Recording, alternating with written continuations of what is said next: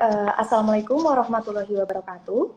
Selamat sore, apa kabar? Senang sekali saya Juliatika Fitrianuru bisa hadir kembali menemani sahabat Rosi di episode ke-12 program Inovasi Agen Perubahan tahun 2025, Rosi, Ruang Informasi dan Edukasi. Program Rosi kali ini akan sedikit meneruskan tema Rosi di episode ke-8, di mana pada episode tersebut telah membahas mengenai profesi advokat. Maksud saya profesi panitera. Nah, sahabat Rosi, pada episode ke-12 kali ini, kami beri tema apa itu eksekusi.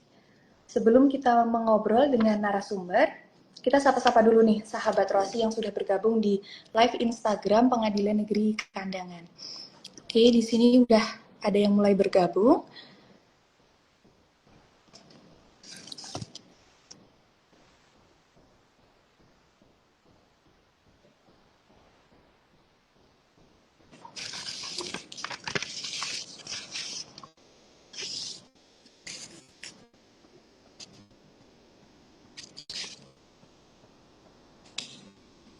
Oke, langsung saja ya Pak, karena kita waktunya juga nggak banyak, jadi kita akan berkenalan dulu dengan narasumber kita kali ini. Narasumber kita kali ini hadir kembali seperti pada episode ke-8 yang lalu, yang membahas tentang profesi panitera. Waktu itu membahas tentang profesi panitera, dan kemudian pada hari ini kita ganti tema, tapi masih dengan narasumber yang sama, yaitu langsung saja kita sapa. Beliau ini adalah seorang panitera dari Pengadilan Negeri Tamiang Layang, yaitu Bapak Surya Hari Prayoga SHMH. Selamat sore Bapak. Sore semua. Assalamualaikum Ya. warahmatullahi wabarakatuh. Ya, waalaikumsalam warahmatullahi wabarakatuh. Ini kita langsung saja ke perbincangan kita Pak terkait dengan apa itu eksekusi. Karena memang waktunya tidak panjang, jadi pada episode ke-8 yang lalu kan kita udah membahas terkait dengan profesi panitera gitu kan ya Pak ya. Terus salah satu dari tugas panitera itu adalah melaksanakan eksekusi. Nah, sebenarnya apa sih Pak eksekusi itu? Terus bagaimana sebenarnya eksekusi di pengadilan negeri itu seperti apa? Mulai dari itu permohonan eksekusi itu masuk sampai dengan pelaksanaan eksekusi seperti itu Pak. Dan juga kemudian nanti untuk jenis-jenis eksekusinya itu seperti apa Pak? Boleh dijelaskan dan sharing-sharing dengan sahabat Rosi pada kesempatan sore hari ini. Silakan Bapak. Ya baik ya. Sebelumnya Assalamualaikum warahmatullahi wabarakatuh. Selamat sore sahabat Rosi semua ya. Terima kasih MC.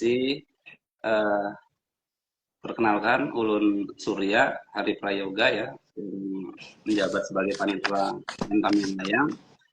Jadi membahas tugas panitera, salah satunya dalam Perma 7 2015 itu mempunyai tugas eksekusi. Nah, sahabat Rosi ini mungkin ingin tahu juga apa sih itu eksekusi, ya kan? Eksekusi itu cakupannya luas, apa saja. Nah, nanti ini akan kita bahas pada sore hari ini ya. Eksekusi sendiri itu adalah menjalankan putusan pengadilan ya yang telah mempunyai kekuatan hukum tetap. Kemudian atau juga bisa dinamakan res judicata atau inkrah van gewisde atau BHT ya. Kemudian putusan pengadilan tersebut harus mempunyai sifat penghukuman atau kondenatoir ya, yang dilakukan. Nah, ini yang dilakukan secara paksa ya. Jadi eksekusi ini merupakan upaya terakhir, upaya paksa terhadap putusan yang telah dijatuhkan oleh hakim atau majelis hakim. Nah, jika perlu, upaya paksa ini dibantu dengan kekuatan umum atau misalnya dibantu oleh pihak kepolisian, gitu ya, pihak dari provos atau pihak TNI gitu. Nah, salah satu syarat putusan yang bisa dieksekusi adalah putusan yang telah berkekuatan hukum tetap. Apa itu putusan yang berkekuatan hukum tetap? Pertama, putusan tingkat kasasi. Itu adalah putusan yang telah mempunyai kekuatan hukum tetap. Yang kedua, putusan yang dijatuhkan oleh PN maupun PT yang masa waktu untuk mengajukan upaya hukumnya telah berakhir, ya. Kalau perdata itu 14 hari, kalau pidana itu 7 hari. Nah, kemudian selain eksekusi putusan pengadilan, panitera juga atau dalam hal ini kedinasan pengadilan juga bisa mengeksekusi di luar putusan. Contoh, misalnya gross akte notarial, yaitu berupa sertifikat hak tanggungan, kemudian sertifikat fidusia.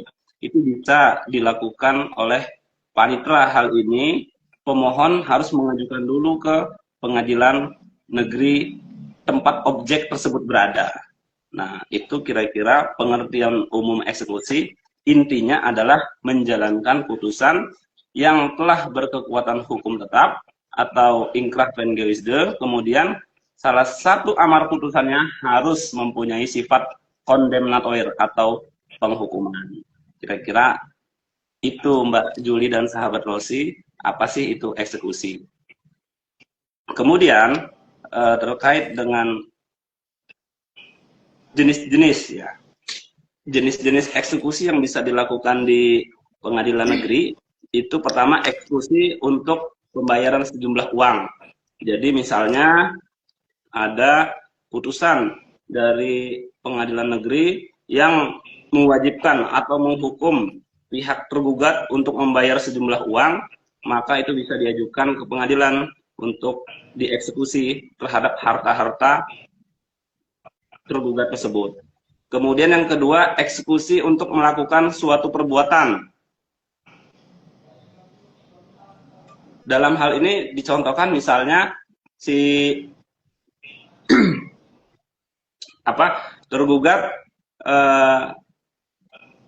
untuk mengganti kerugian atau melakukan suatu perbuatan tertentu yang dapat dinilai uang, misalnya mengganti objek atau rumah atau barang yang telah diajukan dalam persidangan atau dalam perjanjian yang harus melakukan suatu perbuatan. Kemudian eksekusi lingkungan hidup, ya. Ini berupa pemulihan lingkungan, dan yang terakhir itu adanya eksekusi real. Misalnya eksekusi real itu mengosongkan suatu bangunan, ya. Jadi misalnya ada suatu tanah yang disahkan oleh pengadilan, yang diputus pengadilan bahwa milik penggugat. Ternyata di atas tanah tersebut terdapat rumah dan bangunan milik tergugat, maka apabila putusannya tersebut menjadi milik hak penggugat, rumah tersebut harus dirobohkan, Mbak Juli dan sahabat Rosi. Jadi harus sesuai dengan putusannya. Kalau di dalam putusan majelis hakim tersebut tergugat menyerahkan tanah, berarti itu eksekusi real, bangunan yang di atas tanah tersebut harus dihancurkan atau rubuhkan terlebih dahulu. Kemudian ada beberapa objek-objek eksekusi, ya. Ini secara sederhana saja, bahwa yang pertama, objek yang bisa dieksekusi adalah putusan yang sudah berkekuatan hukum tetap. Jadi kalau misalnya masih ada putusan tingkat pertama atau tingkat banding yang sedang dalam upaya hukum, itu belum bisa dieksekusi. Pertanyaannya bagaimana, Pak, kalau ada putusan kasasi yang sudah BHT, tapi dia mengajukan upaya hukum luar biasa, yaitu peninjauan kembali. Nah, ini nggak masalah, ya. Jadi, upaya hukum luar biasa atau PK tidak menghalangi eksekusi. Jadi, rekan-rekan atau pihak yang putusannya telah BHT, itu tetap bisa mengajukan eksekusi. Tapi kembali lagi kepada pimpinan pengadilan, yaitu ketua pengadilan sebagai pemegang mahkota eksekusi, ya. Jadi kalau ketua pengadilan memutuskan ini bisa dieksekusi tanpa harus menunggu peninjauan kembali, bisa dilaksanakan. Tapi apabila ada pertimbangan-pertimbangan tertentu, mungkin ketua pengadilan akan menunggu dulu putusan PK-nya tersebut turun. Tapi yang jelas putusan PK upaya hukum luar biasa tidak menghalangi proses eksekusi yang diajukan. Kemudian objeknya apalagi putusan provisi ya. Putusan provisi itu terbatas ya, tidak mengenai pokok perkara. Kemudian ada yang namanya putusan serta-merta ya, yang putusan yang harus dimohonkan untuk dijalankan terlebih dahulu. Kemudian ada lagi putusan eksekusi putusan perdamaian atau akta vandading. Ini bisa langsung diajukan ke pengadilan. Ada tadi lagi eksekusi gross akta notarial seperti objek gadai, hak tanggungan, fidusia, leasing ya. Itu pertama bisa dimasukkan ke pengadilan.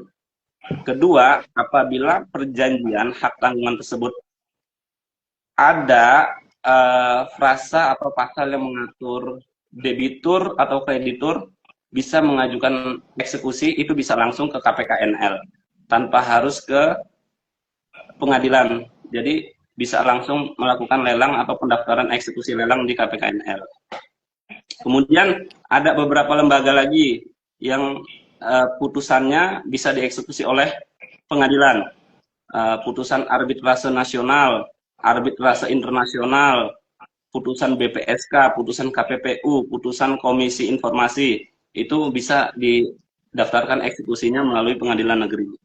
Kemudian eksekusi putusan hubungan industrial, ya itu juga bisa dieksekusi oleh panitra atau jurusita. Pada pokoknya seandainya ini contoh nih, khusus putusan arbitrase internasional, ya apabila ingin diajukan eksekusi ke pengadilan, misalnya objeknya ada di kandangan, apabila perjanjian awalnya menggunakan arbiter internasional, maka harus diajukan dulu melalui Pengadilan Negeri Jakarta Pusat, khusus arbitrase internasional. Baru kemudian Jakarta Pusat membuat penetapan dan mendelegasikan ke Pengadilan Negeri Kandangan. Jadi tidak bisa serta-merta dari luar negeri arbitrase internasional mengajukan ke Pengadilan Negeri Kandangan, harus melalui Jakarta Pusat dulu. Kira-kira selayang pandang eksekusi itu ya. Jadi yang melaksanakan eksekusi adalah panitra, tapi dipimpin langsung oleh ketua. Ketua pengadilan itu bisa hadir ke lapangan, bisa juga tidak perlu hadir ke lapangan. Apabila panitra berhalangan, maka yang mengeksekusi adalah jurusita. Itu. Jadi di pengadilan ini ada dua yang bisa melakukan eksekusi, satu panitra, kemudian jurusita.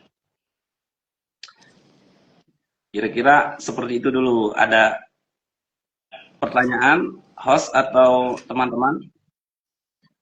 Sahabat Rocky.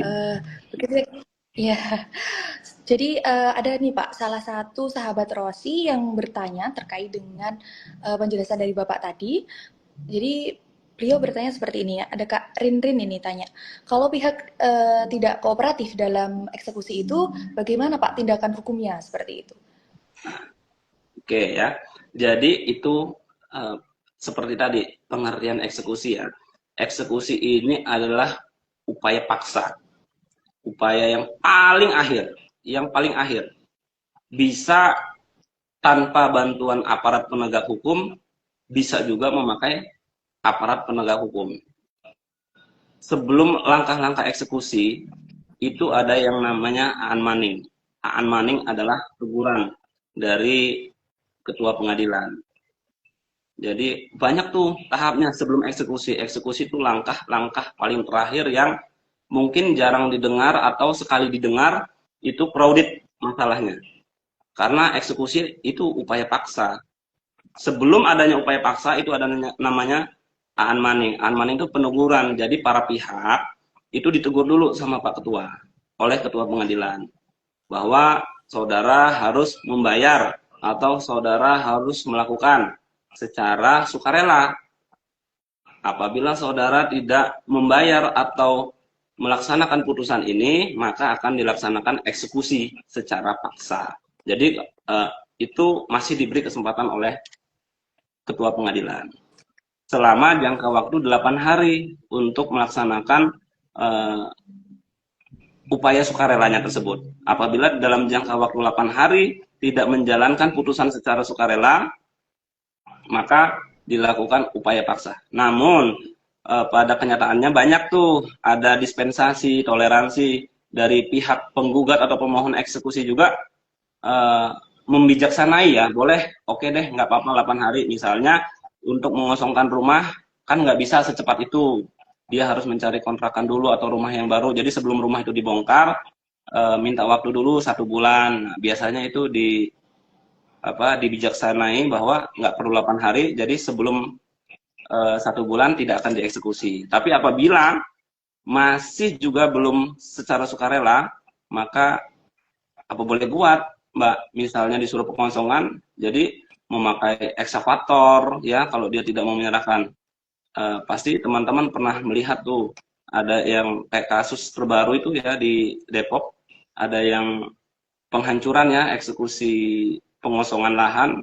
Jadi banyak rumah yang dirubuhkan oleh panitra dan jurusita pengadilan negeri. Nah, jadi kalau dirasa selain tidak kooperatif dan juga membahayakan nyawa seorang panitera atau jurusita atau aparatur pengadilan, maka kita bisa mohon kepada pihak berwenang, bisa kepolisian atau TNI ya, provos. Jadi kita bisa minta perlindungan kepada penegak hukum. Itu. Baik, terima kasih Bapak. Itu terkait dengan pertanyaan Mbak Rinrin tadi. Semoga menjawab ya Mbak Rinrin ya. Kemudian tadi kan Bapak menyebutkan bahwa eksekusi itu terdapat langkah-langkahnya gitu kayak Pak. Nah, ya. Terus secara umum itu seperti apa Pak langkah-langkah atau prosedur dari eksekusi di pengadilan? Oke. Pengadilan itu Pak. Jadi tahap yang pertama itu pihak harus mendaftarkan dulu ke pengadilan. Ya. Boleh secara langsung oleh pihak tersebut maupun memakai kuasa hukum. Kuasa hukum itu kalau bahasa gaulnya ya pengacara atau penasehat hukum atau advokat ya. Jadi bisa itu. Bisa prinsipal sendiri atau diwakili. Setelah melakukan pendaftaran, tahapan selanjutnya nanti ditelaah dulu oleh Panitera Muda Perdata. Jadi Mahkamah Agung itu sudah, khususnya Badilum, telah mengeluarkan SOP, Standar Operation Prosedur, untuk menyelesaikan eksekusi. Setelah ditelaah oleh Panitera atau Panitera Muda Perdata, atau, apabila masalah eksekusinya dikira rumit, Ketua Pengadilan bisa menunjuk tim telaah namanya. Jadi tim telaah itu biasanya diisi oleh hakim atau wakil ketua, kemudian panitera muda perdata atau jurusita. Jadi apabila eksekusi tingkatannya rumit, bisa ditunjuk tim telaah oleh ketua pengadilan.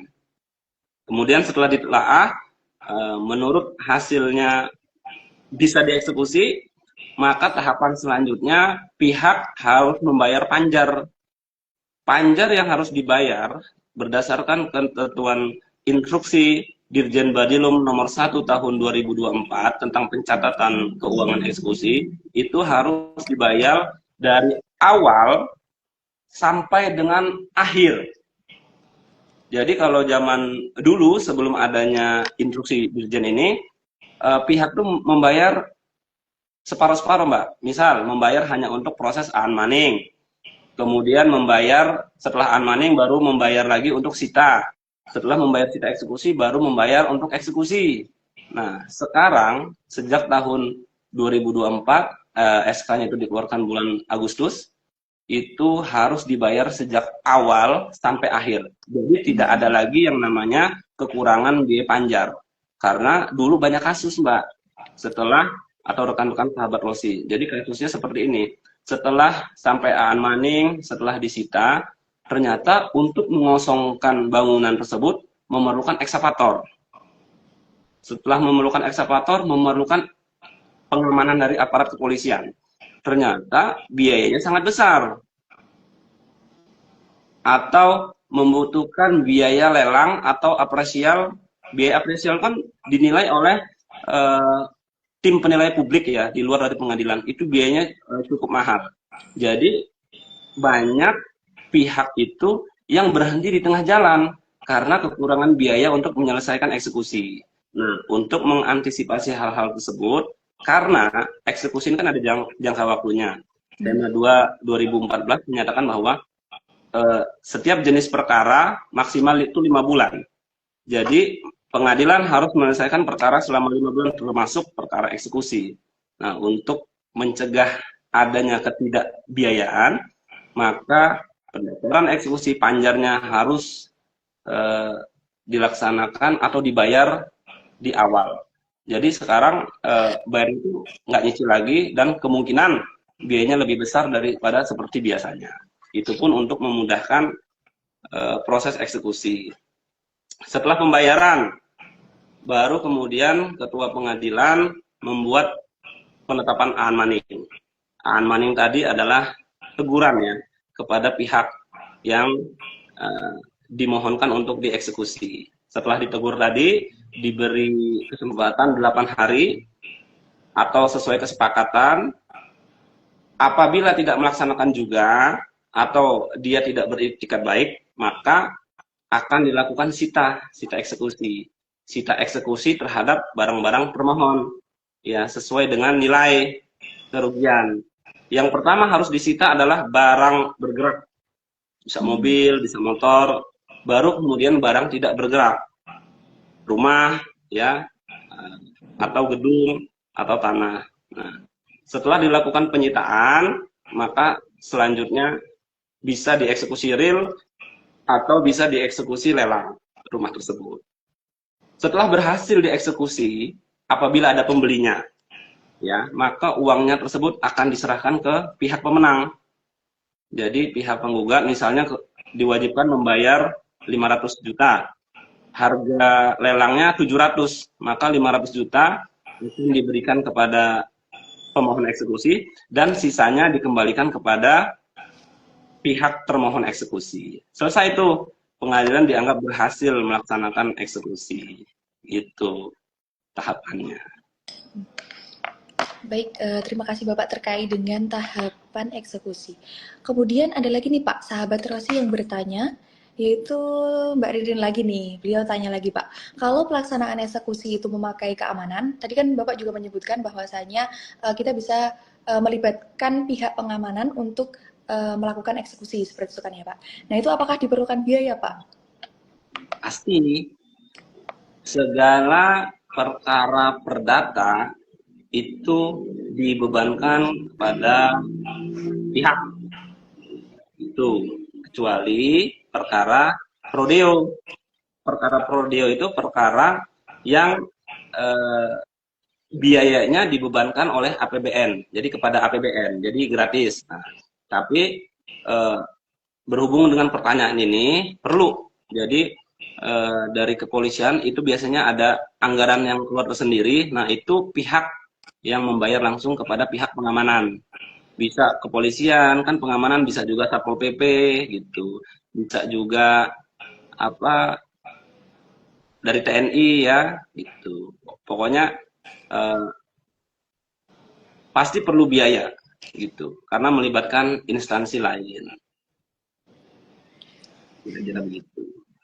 Baik, terima kasih Bapak atas jawabannya. Kemudian kalau ada sahabat Rosi yang lain yang ingin bertanya, silakan tulis saja langsung di kolom komentar. Sambil menunggu sahabat Rosi yang ingin bertanya kembali, ini saya balik lagi nih Pak. Tadi kan Bapak menyebutkan bahwasanya di dalam eksekusi itu ada penyitaan gitu kan ya Pak. Nah, itu tuh apa sih Pak perbedaan antara sita jaminan dengan sita eksekusi? Oke, ya. Bagus nih pertanyaannya nih. Ada yang namanya sita jaminan, ada yang namanya sita eksekusi. Ya. Sita jaminan itu dilaksanakan atau ya dilakukan pada saat perkara sedang berjalan, atau bahasanya pada saat sedang persidangan, sebelum putusan, atau sebelum putusan berkekuatan hukum tetap, itu bisa dilakukan sita jaminan. Misal, untuk mendapatkan sita jaminan, ya, sita jaminan itu bisa diajukan pada saat sebelum diputus oleh majelis hakim atau hakim. Itu yang namanya sita jaminan. Jadi hakim, ya, atau pihak untuk mencegah hilangnya objek atau berkurangnya nilai objek yang dijadikan sengketa, ya, atau untuk supaya mencegah berpindah tangan objek tersebut, maka hakim memutuskan akan disita jaminan. Jadi sebelum perkara itu putus, itu yang namanya sita jaminan. Sementara sita eksekusi, apabila pada saat selama persidangan, pada saat selama proses berperkara tidak dilakukan sita jaminan, baru dilakukan penyitaan, itu baru namanya sita eksekusi. Jadi intisarinya, sita jaminan dilakukan sebelum perkara putus, sita eksekusi dilakukan setelah perkara putus dan berkekuatan hukum tetap. Itu. Ya, baik Pak. Terima kasih atas jawabannya. Ini ada salah satu sahabat Rosi lagi nih Pak yang bertanya. Ini ada Kak Daniel Makarios nih. Dia tanya seperti ini Pak. Bisakah eksekusi objek sita jaminan dilakukan di luar wilayah pengadilan Pak? Nah, bisa. Itu. Jadi aturan mengenai eksekusi itu ada yang namanya delegasi. Ya. Objek sita jaminan apabila ada, atau objek sita eksekusi apabila ada di luar wilayah pengadilan negeri Kandangan. Misal, objek perkaranya ada di pengadilan negeri Kandangan, tetapi objek yang akan disita itu ada di pengadilan negeri, misalnya di mana? Wonosobo, ya. Maka pendaftaran sita jaminan maupun sita eksekusi tetap dilaksanakan di tempat perkara tersebut berjalan atau di tempat perkara tersebut putus, ya. Baru kemudian nanti ketua pengadilan negeri Kandangan melalui panitera membuat konsep penetapan eksekusi delegasi, dan yang menjalankan adalah panitera atau jurusita di pengadilan negeri Wonosobo, gitu. Jadi antar wilayah, antar kabupaten, antar provinsi tetap bisa dilakukan sita atau penyitaan atau eksekusi yang namanya eksekusi delegasi atau sita secara delegasi. Kira-kira seperti itu. Segala pembayarannya, maning semua itu dilakukan di pengadilan tempat perkara tersebut, bukan di tempat objek. Baru nanti biayanya dikirim dari pengadilan Kandangan ke pengadilan di mana objek tersebut berada, gitu. Ya, baik Pak. Jadi bisa didelegasikan seperti itu ya Pak? Ya, betul. Berkaitan dengan sita-sita eksekusi ini Pak, apakah ada benda yang dilarang gitu Pak untuk dieksekusi gitu Pak? Ada benda yang dilarang atau nggak boleh dieksekusi gitu? Tidak boleh dieksekusi, barang ternak, ya. Jadi hewan itu tidak bisa dieksekusi, ya, hewan ternak. Kemudian misalnya apalagi anak, ya, misalnya putusan perceraian, ya, itu tidak bisa dieksekusi, ya. Misalnya memutus anak ikut ini atau penggugat, itu tidak bisa dieksekusi, itu secara sukarela, ya, tidak bisa dieksekusi secara upaya paksa. Nanti kalau itu dieksekusi, sebahaya kan, bisa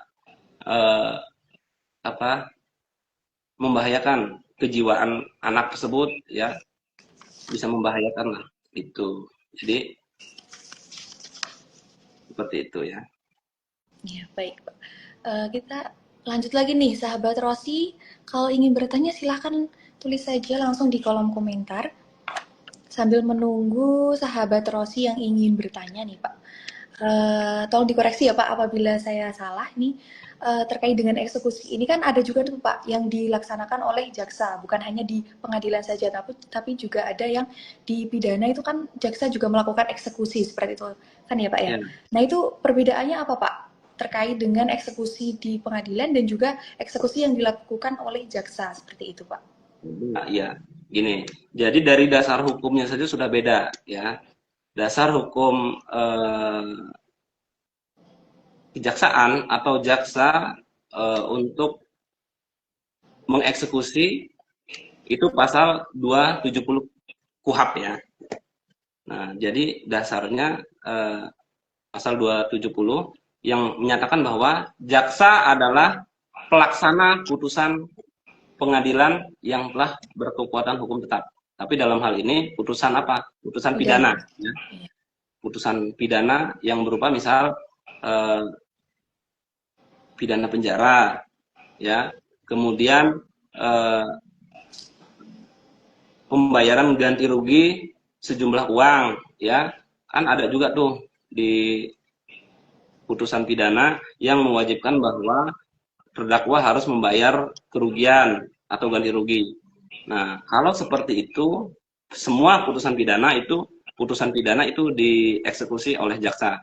Sementara kalau panitera itu melaksanakan putusan perdata, ya, putusan hubungan industrial itu panitera atau jurusita. Jadi bisa dibedakan. Udah jelas pidana jaksa, kalau panitera itu perdata. Mulai dari pasal 195 sampai 224 HIR ya. Kalau di Pulau Jawa, karena kalau di Pulau Jawa itu menggunakan HIR, sementara pasal 206 sampai dengan pasal 258 RBG ya, karena kita di Kalimantan jadi menggunakan RBG. Kira-kira seperti itu. Bedanya Baik, ya. iya. Ini ada sahabat Rosi lagi nih Pak yang tanya nih Pak. Kak Dani lagi ditanya nih Pak. Berapa lama jangka waktu pelaksanaan eksekusi putusan perdata setelah putusan tersebut berkekuatan hukum tetap Pak? Nah, mungkin begini ya. Jangka waktu pelaksanaan eksekusi itu sama ya, sesuai dengan SEMA 2 2014 bahwa setiap perkara yang masuk pengadilan itu diberi jangka waktu 5 bulan. Namun biasanya ini banyak eksekusi karena eksekusi ini upaya paling terakhir ya, dan upaya paksa. Di situ memerlukan waktu yang lebih banyak karena berhubungan dengan instansi lain. Kalau perkara itu mayoritas bisa diatur oleh majelis hakim, ya bisa itu diatur. Mekanisme ada court calendar, ya ada waktu-waktu, ada tahapannya. Namun untuk eksekusi, apalagi yang namanya eksekusi tanggungan, hak tanggungan, eksekusi fidusia, ya itu memerlukan pihak eksternal seperti KPKNL.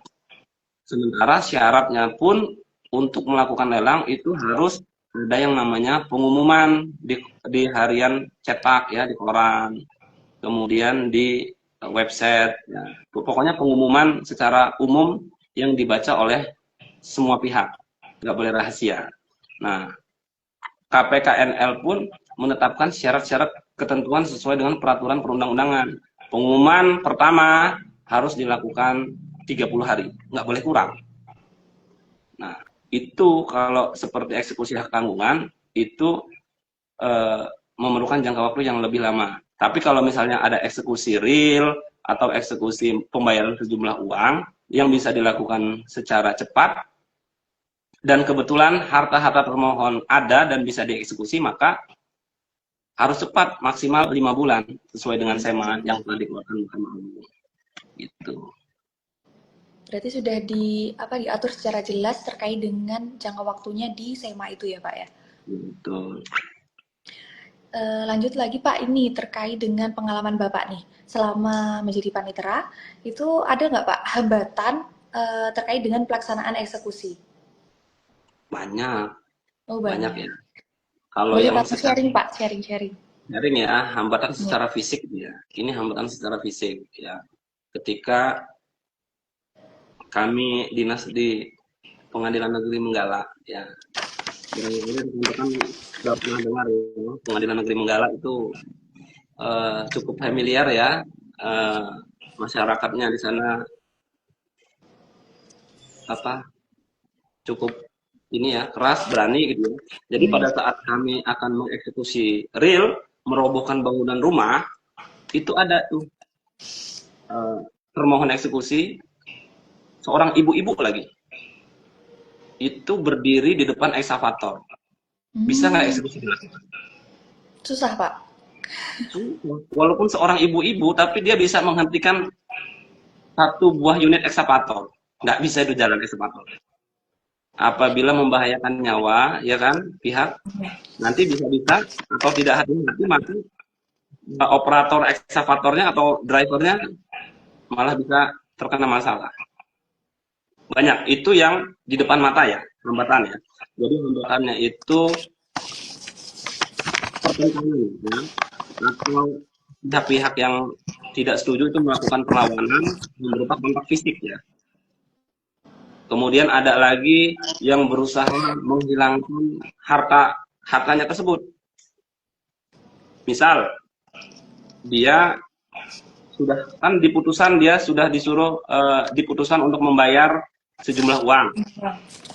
Karena dia tahu hartanya akan dieksekusi, karena tidak dilakukan penyitaan atau sita jaminan, ya, maka dia memindah tangankan harta dia tersebut.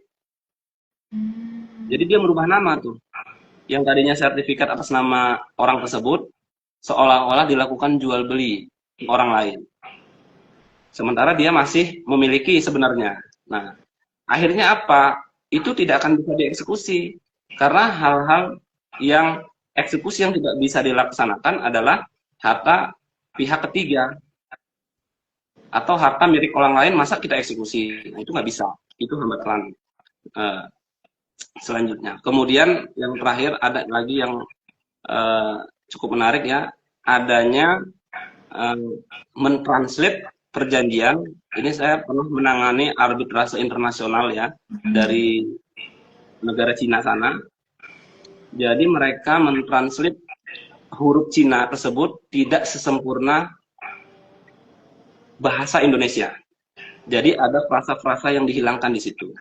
Nah, setelah kami sebagai Panitera Muda Perdata, arahan Ketua Pengadilan supaya menggunakan translate penerjemah resmi ya yang diakui oleh negara Indonesia ya, barangkali pada saat itu mempunyai sertifikasi lah ya, Kementerian tentang apa namanya penerjemah resmi ya. Nah, berdasarkan arahan tersebut dan setelah dilakukan ternyata baru ketahuan di situ ada pengelabuan hukum. Nah, disitulah harus geli seorang panitera muda, seorang panitera, seorang ketua pengadilan dalam membaca celah-celah hukum yang bisa dilakukan oleh para pihak. Gitu. Itu yang tidak terlihat fisik ya. Jadi dia mengelabui pasal-pasal yang karena bahasa Cina kan kita barangkali tidak menguasai ya. Kalau bahasa Inggris atau bahasa nasional yang cukup internasional yang cukup familiar mungkin kita bisa mengerti. Cuman ketika itu memakai aksara Cina atau Jepang itu harus coba deh menggunakan penerjemah resmi. Baru itu. Ternyata tidak bisa. Oke, baru tuh ketahuan. Jadi itu sih hambatannya. Kita harus jeli, harus punya kekuatan mental, bagaimana menguasai lapangan, bagaimana menanggapi seorang ibu-ibu yang berdiri di depan ekskavator. Coba. Nah gitu, itu harus ada trik-triknya.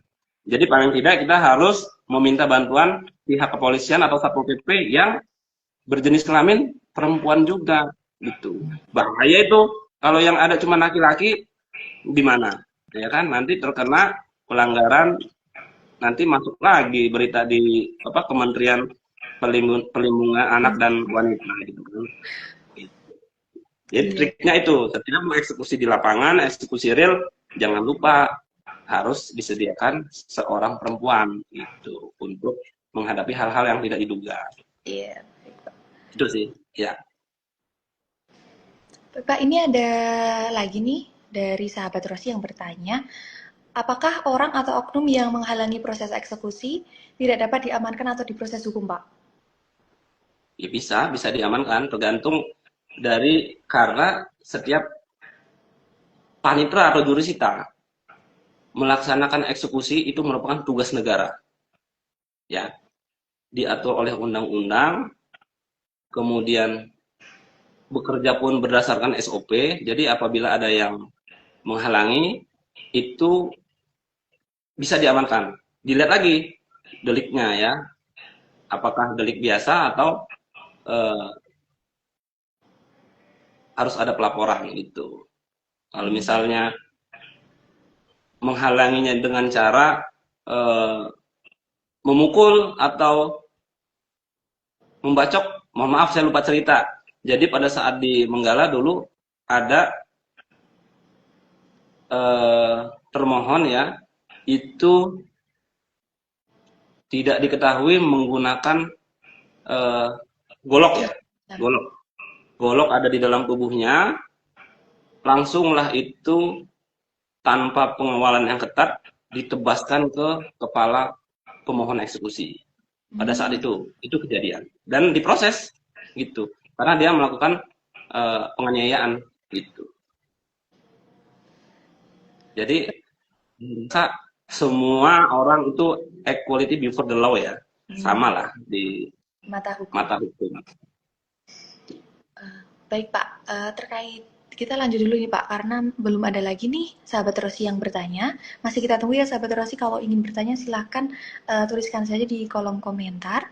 Ini saya lanjutkan lagi nih Pak, terkait dengan pihak nih Pak. Kalau misal pihak itu menolak adanya eksekusi itu, apakah masih ada upaya hukum lagi Pak? Ada. Banyak cara itu dia ya, banyak celah ya.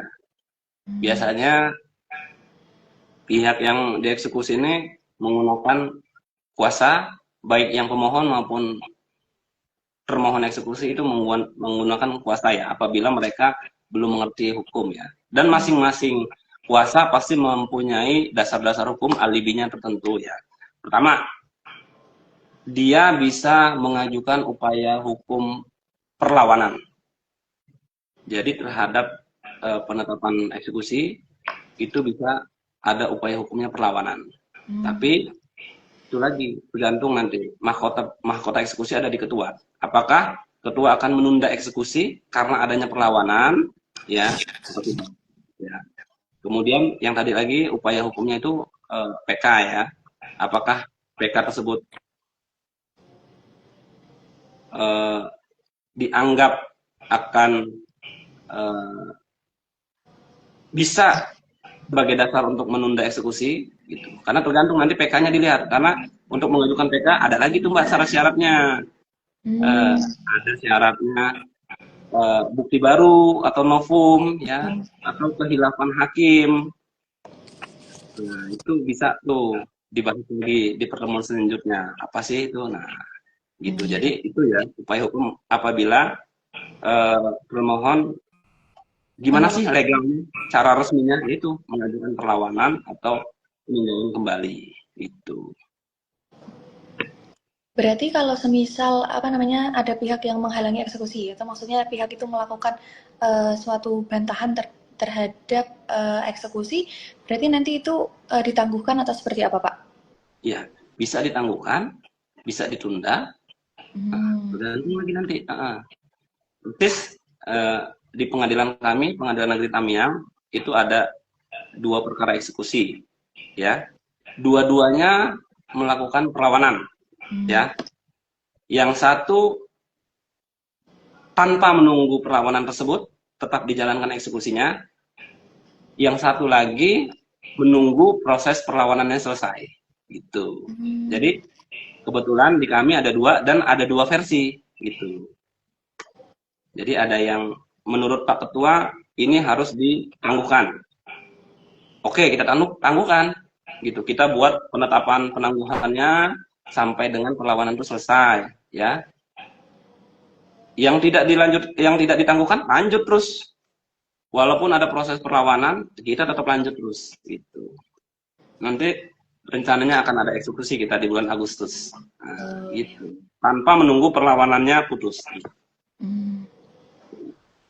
Itu kan itu ada yang apa lanjut aja, terus ada juga yang ditangguhkan. Nah itu bedanya apa Pak? Maksudnya perbedaan antara eksekusi yang bisa dilanjutkan aja karena sama yang apa namanya ditangguhkan itu Pak? Atau itu kita serahkan ke kebijakan ketua atau seperti apa Pak?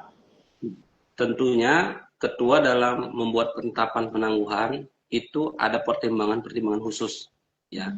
Banyak pertimbangannya. Misal nih ya, bukan berarti ini kasus yang ada ya.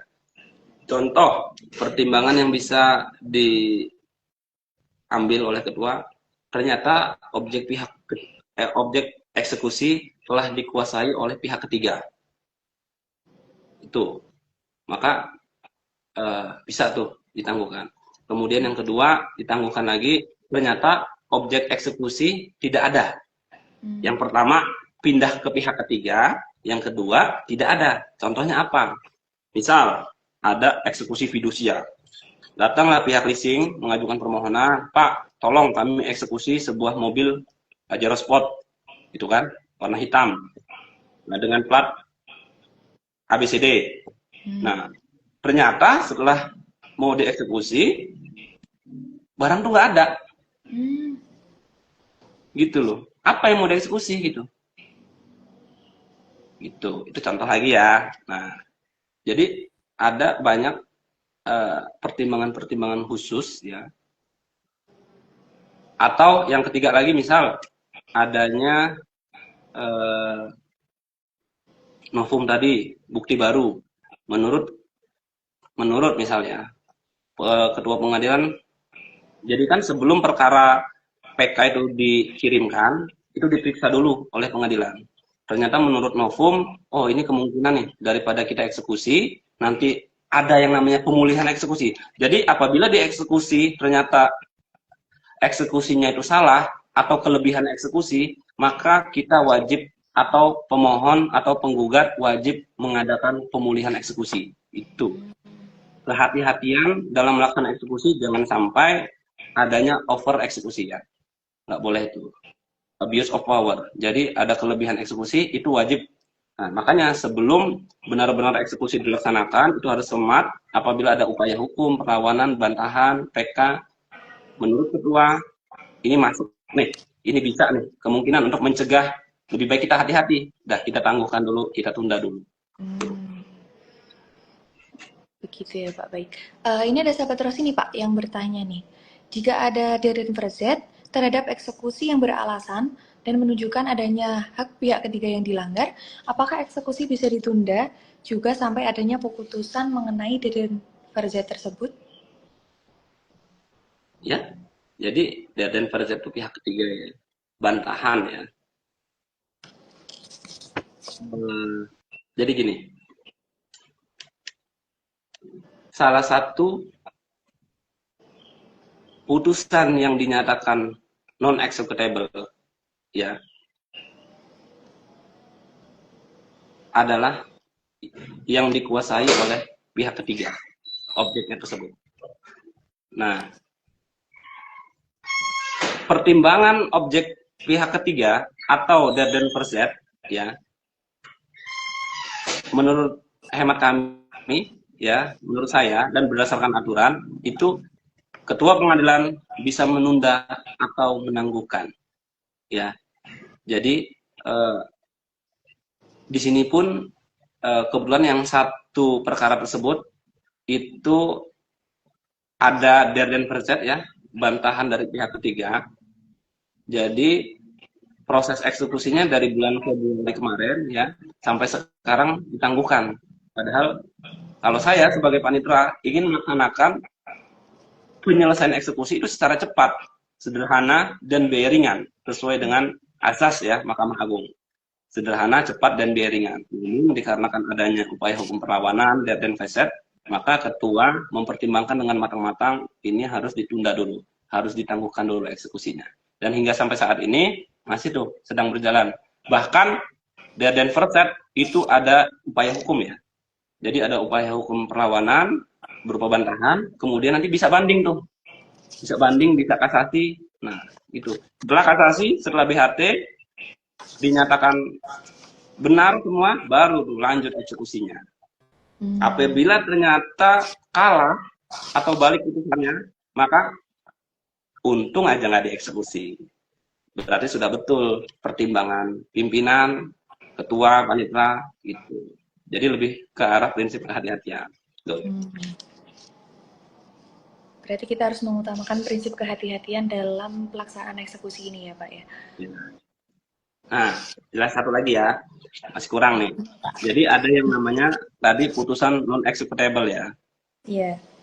Dalam pedoman eksekusi yang dikeluarkan Dirjen Badilum ya, tahun 2019, di situ sudah mencakup apa aja sih putusan yang non-executable. Pertama, putusan yang bersifat deklaratoir ya, dan konstitutif ya.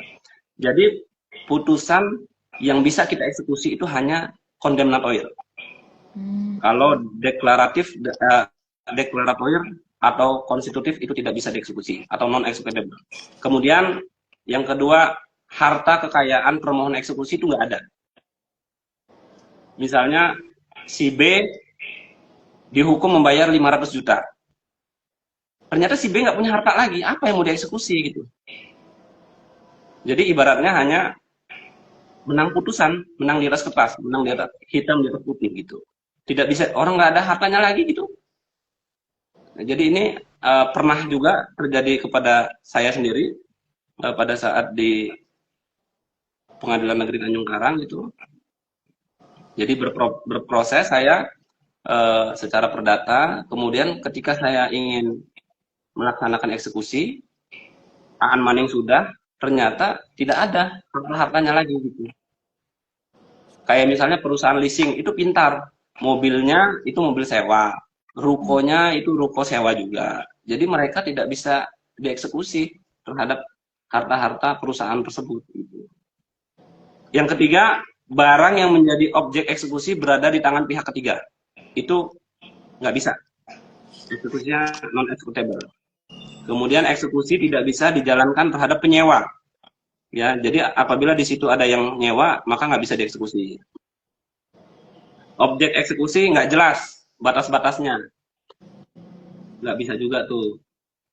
Itu hati-hati, kejadian di Depok, Bekasi, ada yang menyatakan batasnya tidak jelas, sudah lanjut sini. Kemudian barang yang dieksekusi tidak sesuai dengan amar putusan. Di amar putusannya handphone Xiaomi misal, tipe C1. Ternyata yang akan dieksekusi handphone Xiaomi tipe C3. Nah, itu nggak boleh juga, non-executable ya. Objek sudah musnah, ya. Misalnya apa itu objek yang sudah musnah? Yang terkena gempa, yang terkena tsunami, nggak bisa itu dieksekusi. Sudah nggak ada itu. Dan sampailah ada 11 poin, salah satunya objek eksekusi di luar negeri. Itu kita nggak bisa eksekusi barang yang adanya di luar negeri. Kira-kira gitu. Ya. Sangat menarik sekali ya Pak terkait dengan pembahasan mengenai eksekusi pada kesempatan kali ini. Sebenarnya masih banyak nih hal yang harus kita bahas terkait dengan eksekusi perdata di pengadilan. Tapi karena waktu sudah menunjukkan pukul 4, tapi kurang 5 menit lagi nih Pak, masih ada waktu 5 menit lagi. Itu kita, dan sepertinya udah nggak ada lagi nih, sahabat Rosi yang ingin bertanya. Kalau memang masih ada, masih kita tunggu nih sahabat Rosi, silakan aja tuliskan di kolom komentar untuk bertanya terkait dengan eksekusi. Sambil menunggu dari sahabat Rosi yang ingin bertanya nih Pak, Bapak boleh kasih closing statement atau gimana sih harapan Bapak untuk eksekusi kedepannya itu di Indonesia ini Pak, seperti itu. Silakan Pak. Makasih ya. Jadi begini, eksekusi itu kan khususnya perkara perdata itu tugas panitera ya. Menjalankan putusan yang telah berkekuatan hukum tetap yang bersifat penghukuman kondemnatoir yang dilakukan secara paksa ya, jika perlu dilakukan bantuan oleh aparat hukum. Nah, dalam pelaksanaan eksekusi itu seringkali pemohon itu tidak bisa mendapatkan harta-harta termohon yang akan dieksekusi. Nah, ini akan menjadi beban ya bagi pengadilan apabila eksekusi tersebut telah terdaftar gitu. Sementara kita panitera harus menjalankan putusan untuk mengeksekusi tersebut. Nah, saya mengusulkan ya kepada pemerintah itu kalau bisa ada lembaga eksekusi ya. Jadi lembaga itu mengurus tentang semua eksekusi baik pidana, perdata ya. Jadi untuk eksekusi itu dilakukan oleh lembaga tersebut. Apabila belum bisa dilakukan pembuatan lembaga baru, maka coba ya.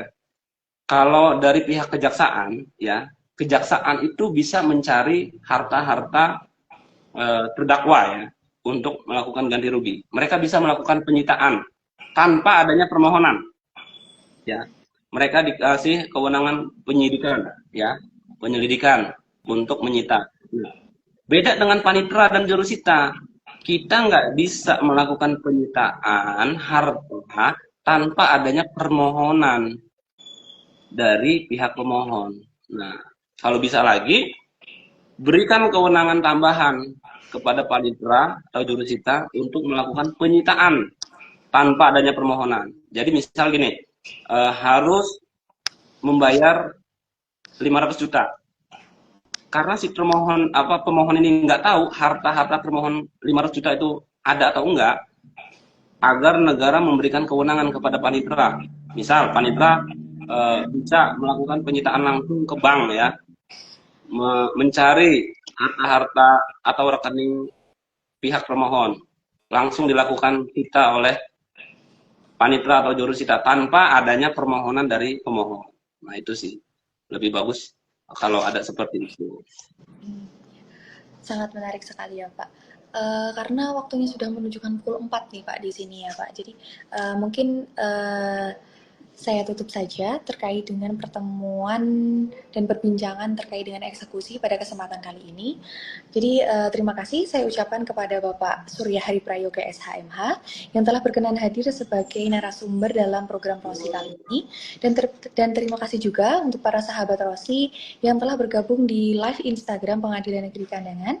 Jangan lupa untuk terus ikuti live Instagram Pengadilan Negeri Kandangan, Inovasi Agen Perubahan tahun 2025, yaitu Rosi Ruang Informasi dan Edukasi pada hari Jumat pukul 15 sampai dengan 15.30 waktu Indonesia Tengah. Dan jangan lupa follow Instagram Pengadilan Negeri Kandangan yaitu @pnkandangan untuk mendapatkan banyak informasi tentang kegiatan kantor kami dan juga layanan hukum lainnya.